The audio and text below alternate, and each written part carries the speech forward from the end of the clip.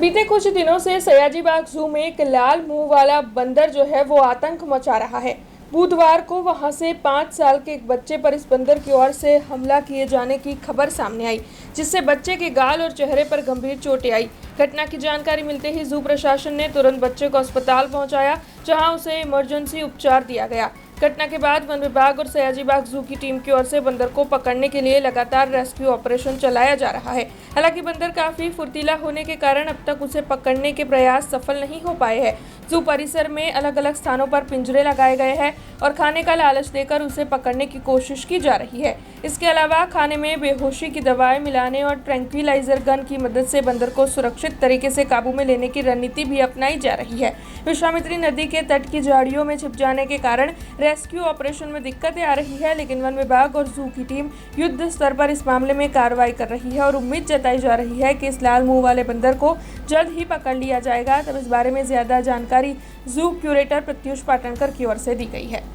नमस्कार, हूँ जणाववा मागीश के परम दिवसे सयाजीबागમાં एक જ્યાં લાલ મોડાવાળું વાકડું જે થોડા દિવસથી અહીંયા બહારથી આવેલું હતું એને એક અંદાજે 5 વર્ષના બાળક પર હુમલો કરતા એને મોઢાના ભાગના ગાલના ભાગમાં ગંભીર ઈજા પહોંચાડવાની ઘટના અમને ફોન દ્વારા જાણ કરવામાં આવેલ હતી। અમે તે સમયે ફિલ્ડમાં અમારા હરણખાના વિસ્તારમાં અમે રાઉન્ડ પર હતા અને તાત્કાલિક એટલે ઘટનાની જાણ થતાં તાત્કાલિક પગલાંના ભાગરૂપે જે બાળક હતું અને તેના પરિવારજનોને અહીંથી અમે નરહરી હોસ્પિટલ ખાતે લઈ ગયા હતા અને ત્યાં એની તાત્કાલિક ઇમરજન્સીમાં એની સારવાર હાથ ધરવામાં આવી હતી સૌપ્રથમ।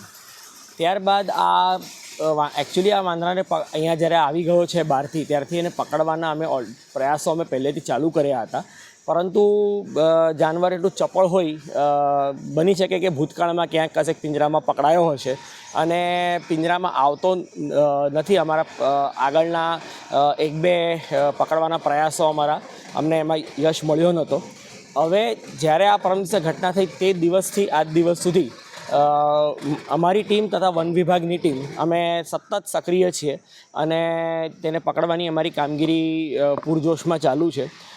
પરમ દિવસે જ્યારે આ ઘટના બની ત્યારબાદ તરત અમારા વેટનરી ડૉક્ટર દ્વારા તેને બેહોશીનું ઇન્જેક્શન પણ ટ્રેન્ક્વિલાઇઝિંગ ગનથી મારવામાં આવ્યું હતું, પરંતુ દવાની અસર થાય એ સમય દરમિયાન જાનવર જે છે છટકીને નદી વિસ્તારમાં આપ જાણો છો કે ઝૂની ભૌગોલિક પરિસ્થિતિ એવી છે કે એકવાર આ નદી વિસ્તારમાં જતો રહે છે ને તો ત્યાંની ઝાડીમાં વિલુપ્ત થઈ જાય છે ને ત્યાર પછી અમારી નજર આડ જતો રહે છે, આ માકડું નજર આડ જતું રહે છે। પરંતુ ત્યારબાદ અમે અહીંયા આપ જોઈ શકો છો કે એક પિંજરું ગોઠવાયું છે। પિંજરાની માપમાં અમે અહીંયા અમારું જે એક માકડું છે જેની સાથે ઘણી વખત આવીને બેસતો હોય છે એની સાથે એ પિંજરાને એ માકડાને અમે ત્યાં જેમાં મૂકીએ છીએ અને તેમાં ખોરાકનો લાલચ આપીને તેને પકડવાના અમારા એ પણ એક પ્રયત્ન ચાલુ છે। ખોરાકની અંદર બેહોશીની દવા નાખી અને એ રીતે અન્ય 2 જગ્યાએ પણ ખોરાક નાખ્યો છે, જ્યાં પણ કદાચ જો એ આવે અને ખોરાક ખાય અને ત્યાં એક અમે માણસ દૂર બેસાડ્યો છે કે જે એના પર નજર રાખે કે ભાઈ એને જો ખોરાક ખાઈ લીધો હોય અને જેમાં જે બેહોશીની દવા છે એ ગઈ હોય તો એટલીસ્ટ અમે એના પર નજર રાખીએ।